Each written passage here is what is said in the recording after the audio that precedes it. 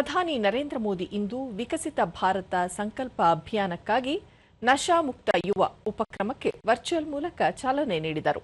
ಈ ಕಾರ್ಯಕ್ರಮದಲ್ಲಿ ದೇಶದ 28,000 ಸ್ಥಳಗಳಿಂದ 1 ಕೋಟಿಗೂ ಅಧಿಕ ಯುವಜನರು ಪಾಲ್ಗೊಂಡಿದ್ದರು. ಮೈ ಭಾರತ್ ರಾಷ್ಟ್ರೀಯ ಸೇವಾ ಯೋಜನೆಯ ಸ್ವಯಂ ಸೇವಕರು, ಶಾಲಾ ಕಾಲೇಜು, ವಿಶ್ವವಿದ್ಯಾಲಯ, ಯುವ ಕ್ಲಬ್ಗಳು, ಎನ್ಜಿಒಗಳು, ಆಧ್ಯಾತ್ಮಿಕ ಸಂಸ್ಥೆಗಳ ಪ್ರತಿನಿಧಿಗಳು ಕಾರ್ಯಕ್ರಮದಲ್ಲಿ ಭಾಗಿಯಾಗಿದ್ದರು. ಈ ವೇಳೆ ನಶೆ ಮುಕ್ತ ಭಾರತದ ಸಂಕಲ್ಪ ಮಾಡಲಾಯಿತು. आपके प्रेरणादायी नेतृत्व में माय भारत परिवार से आज लगभग 2.5 करोड़ युवा जुड़ चुके हैं।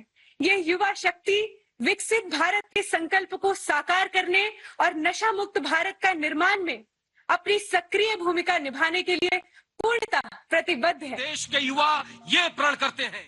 ಬೆಂಗಳೂರಿನ ರಾಷ್ಟ್ರೀಯ ನಾಟಕ ಶಾಲೆ ಕಲಾವಿದರಿಂದ ಮಾದಕ ವಸ್ತು ಮತ್ತು ನಶೆ ಪದಾರ್ಥಗಳಿಂದಾಗುವ ದುಷ್ಪರಿಣಾಮಗಳ ಕುರಿತು ಜನಜಾಗೃತಿ ಮೂಡಿಸುವ ನಾಟಕ ಪ್ರದರ್ಶಿಸಲಾಯಿತು.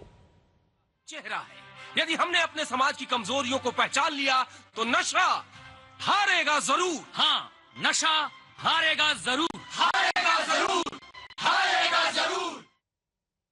ಬಳಿಕ ಪ್ರಧಾನಿ ನರೇಂದ್ರ ಮೋದಿ, ದೇಶ ಸಮೃದ್ಧವಾಗಬೇಕಾದರೆ ನಾಗರಿಕರು ಆರೋಗ್ಯದಿಂದಿರಬೇಕಾಗುತ್ತದೆ. ಆರೋಗ್ಯಕರ ನಾಗರಿಕರು ಆರೋಗ್ಯಕರ ಸಮಾಜವನ್ನು ನಿರ್ಮಿಸುತ್ತಾರೆ. ಆರೋಗ್ಯಕರ ಸಮಾಜ ಸಮೃದ್ಧ ದೇಶವನ್ನು ನಿರ್ಮಿಸುತ್ತದೆ. ವಿಕಸಿತ ಭಾರತ ನಿರ್ಮಾಣಕ್ಕೆ ಯುವಜನತೆ ದೈಹಿಕ ಮತ್ತು ಮಾನಸಿಕವಾಗಿ ಸದೃಢರಾಗಬೇಕಾದುದು ಅಗತ್ಯ. ಅದಕ್ಕೆ ಯುವಜನತೆ ಸದಾ ಮಾದಕ ವಸ್ತುಗಳಿಂದ ದೂರವಿದ್ದು ಆರೋಗ್ಯಕರ ಜೀವನ ಶೈಲಿ ಅಳವಡಿಸಿಕೊಳ್ಳಬೇಕಾಗಿದೆ. ಮಾದಕ ವಸ್ತು ಸೇವನೆ ವಿರುದ್ಧದ 100 ವಾರಗಳ ರಾಷ್ಟ್ರವ್ಯಾಪಿ ಜನಭಾಗೀದಾರಿ ಅಭಿಯಾನಕ್ಕೆ ನಶಾ ಮುಕ್ತ ಯುವ ಉಪಕ್ರಮ ಮುನ್ನುಡಿಯಾಗಿದೆ ಎಂದರು. जो व्यक्तिगत रूप से कुछ अपने आप नहीं कर पाते हैं, उनको भी एक नई ऊर्जा मिल जाती है.